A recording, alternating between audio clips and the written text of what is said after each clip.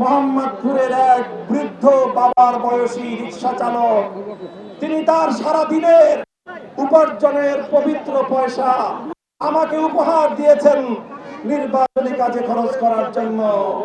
আমি সেই বাবার টাকাগুলো আমার মাথার উপর আশীর্বাদ হিসেবে নিয়েছি।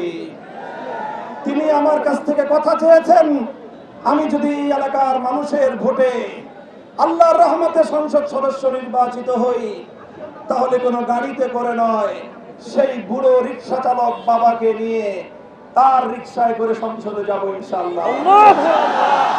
আমি মোহাম্মদপুরের মানুষের কাছে জানতে চাই, আল্লাহর কোরআনের কথাগুলো জাতীয় সংসদে বলার জন্য একজন বাবার বয়সী বৃদ্ধ রিক্সা চালকের মনের বাসনা পূরণ করার জন্য সেই বাবার রিক্সায় করে জাতীয় সংসদে আমাকে পৌঁছাতে আপনারা আমাকে সমর্থন দিবেন তো ইনশাআল্লাহ? ইনশাআল্লাহ। আমি অত্যন্ত পরিতাপের সাথে বলতে হয়, দুঃখ এবং কষ্টে অপমানে আমরা কুঁকড়ে যাই যখন আমাদেরকে এই কথা শুনতে হয় যে ওনারা গুলশান থেকে এসে ওনাদের সাঙ্গপাঙ্গদেরকে নিয়ে পেশাব করে মোহাম্মদপুরের ধর্মপ্রাণ মানুষদেরকে ভাসিয়ে দিবেন। তিনি কি বলেছেন? দাড়িপাল্লা, রিক্সা সব নাকি তাদের পেশাবে ভেসে যাবে। আপনারা নীরব থাকেন, নীরব হন, কথা শুনেন। দেখেন, রাজনৈতিক মতবিরোধ থাকতে পারে। বাংলাদেশের অতীতের সিকি শতাব্দীর রাজনীতির ইতিহাস পাঠ করে আসুন, সিকি শতাব্দীর ইতিহাস পড়ুন। দাড়িপাল্লার ধানের শীষ একসাথে থেকে 25 বছরের বেশি সময় বাংলাদেশে আধিপত্যবাদের বিরুদ্ধে লড়াই করেছে। রিকশার কান্ডারি শাইখুল হাদিস আল্লামা আজিজুল হক রহমতুল্লাহ আলাইহিকে দেখলে বেগম জিয়া সব সময় আসন ছেড়ে দাঁড়িয়ে যেতেন।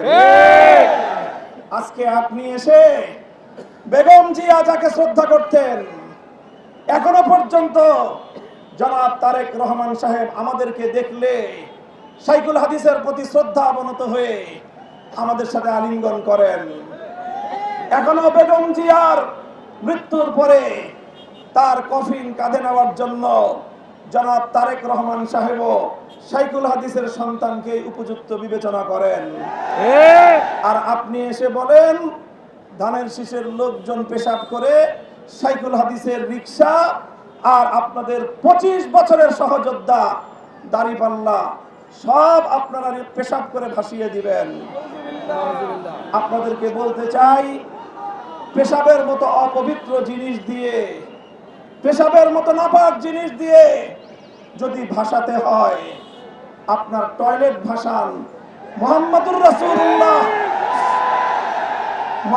রাসূলুল্লাহ সাল্লাল্লাহু আলাইহি ওয়াসাল্লামের নামে নামকৃত মোহাম্মদপুর এলাকাকে পেশাব দিয়ে ভাসিয়ে দেওয়ার মতো এই জাতীয় অপবিত্র কথা দ্বিতীয়বার উচ্চারণ করবেন না। এতে মোহাম্মদপুরবাসী অপমান বোধ করে।